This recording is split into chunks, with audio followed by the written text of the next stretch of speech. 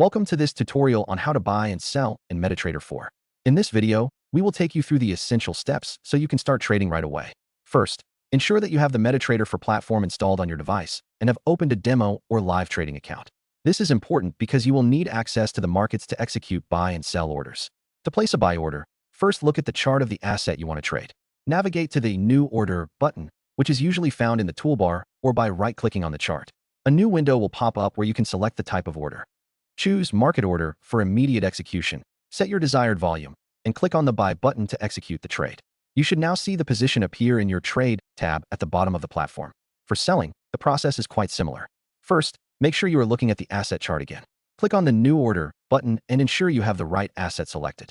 Again, choose Market Order for immediate execution and set your desired volume.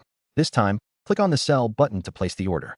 Like before, you will see your new position in the Trade tab.